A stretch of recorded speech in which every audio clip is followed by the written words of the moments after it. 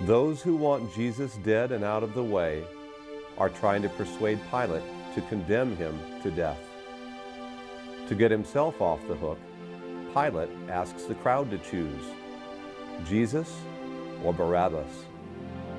Throughout, Jesus stands like a lamb to the slaughter, not opening his mouth in his defense. Can I identify with Jesus? I know that I am not silent when I am accused unjustly. I resolve I will try to learn something from Jesus' attitude.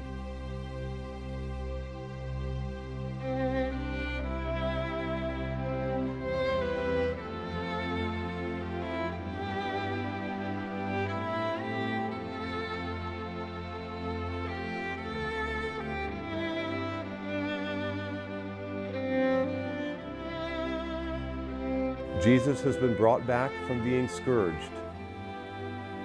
He waits quietly, meekly, patiently for the cross he is to carry. I remember times I could so easily have helped someone and did not. I hear Jesus' voice saying, "Every time you do not help someone who needs it, the weight of my cross increases." I resolve that I will never walk by on the other side when I meet someone I can help.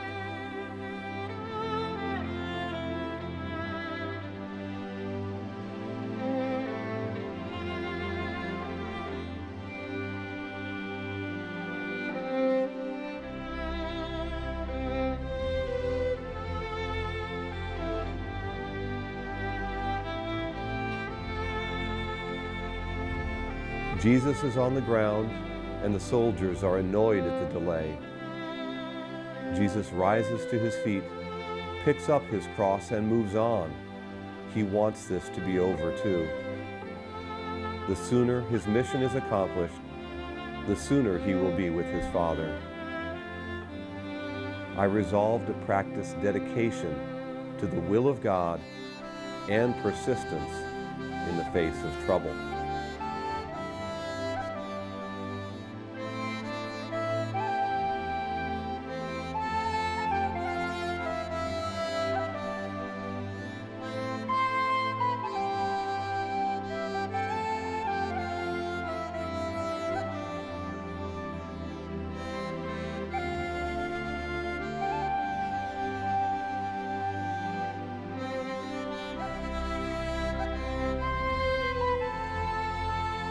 Mary pushes through the crowd, runs forward and throws her arm around Jesus. The soldiers drag her back to the crowd and then, gently for them, put her in the arms of loving friends who support her. I remember times I have seen people crying and have not offered them any comfort.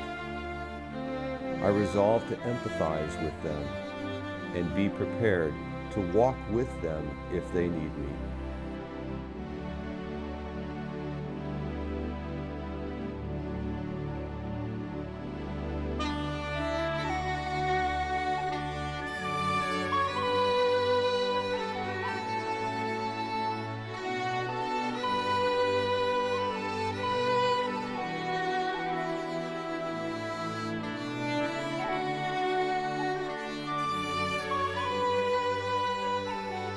Jesus' faltering steps tells the guards that if they want to get this job done, they had better enlist someone to help him.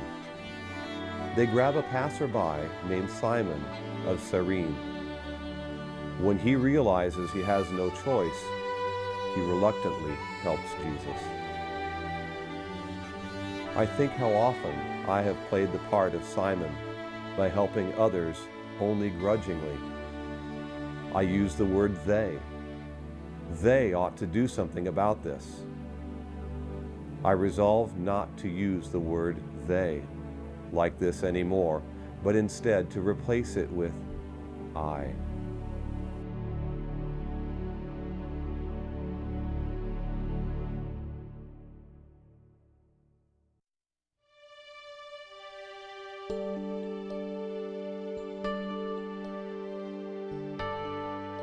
A woman runs out of the crowd with a towel in her hand. She reaches up and, with soft hands, wipes the sweat and blood from Jesus' face. I'm amazed at the bravery this woman shows. I know I would not have the courage to do what she did. I resolve to learn from her what true bravery really is and try to practice it.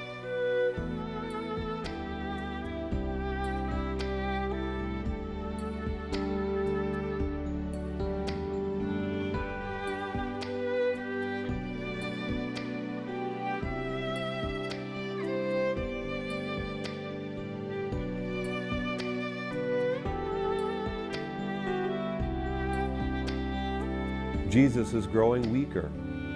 He falls again. Painfully, he raises himself, first to his knees, then to his feet. He bends slowly, picks up his cross, and staggers forward. Unlike Jesus, do I just lie there under my problems and not make any real effort to get on with my life?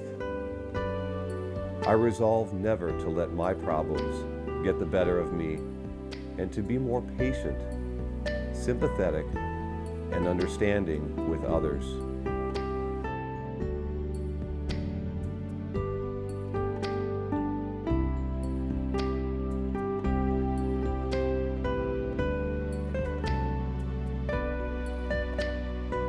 Some women who are weeping and wailing follow Jesus. "Do not weep for me," he says, "but weep for yourselves and for your children." The words are an echo of what the crowd shouted at Jesus' trial. "His blood be on us and our children." I resolve to pray for the grace and strength never to judge others.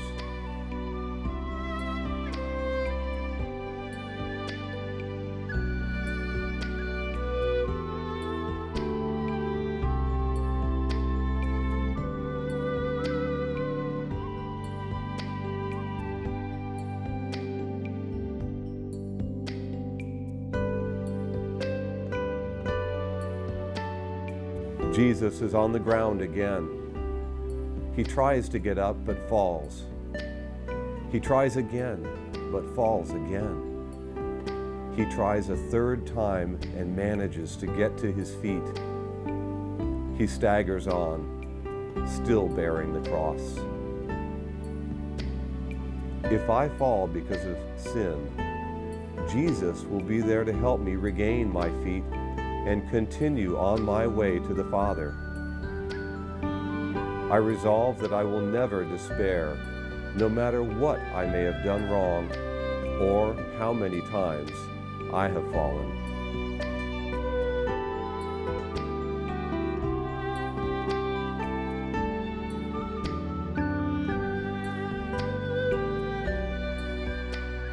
Jesus stands meekly and patiently waiting. The soldiers strip him of his clothes. Jesus stands stripped and utterly vulnerable for all to stare at him. I realize how often I turn away from people who make me feel uncomfortable. I resolve that I will let people know I acknowledge their humanity and accept them as they are.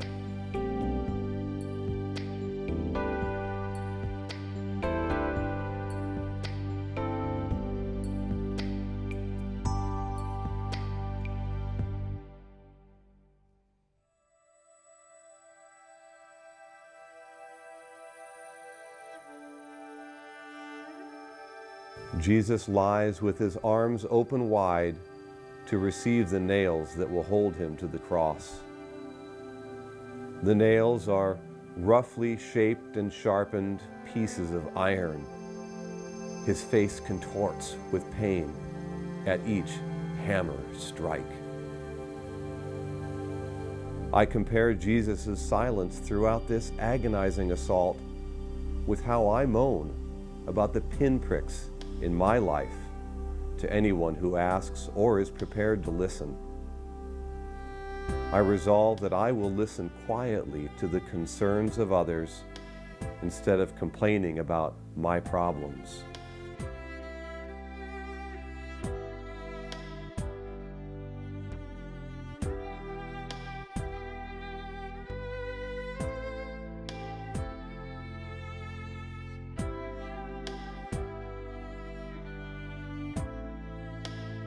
Jesus is hanging from the cross and slowly dying.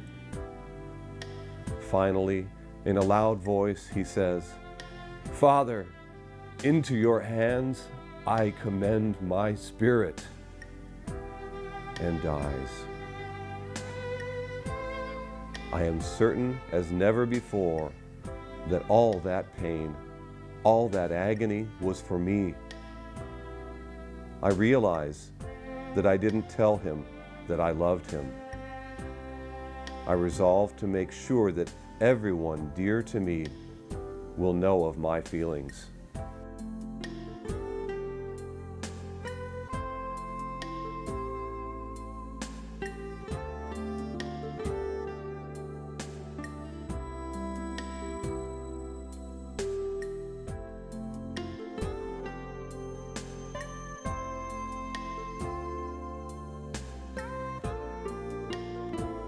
Jesus' body is lowered to waiting men who deliver it to his mother's arms.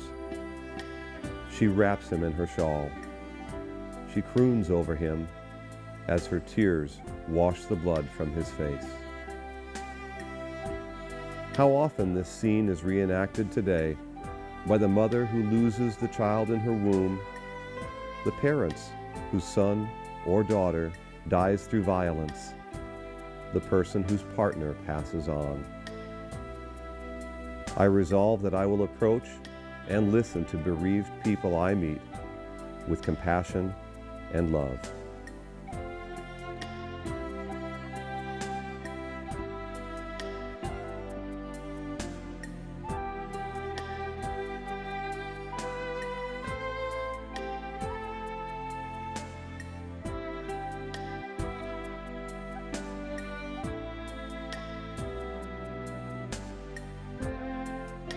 Joseph of Arimathea, a Jewish leader and a secret follower, offers his own tomb to be used for Jesus' body.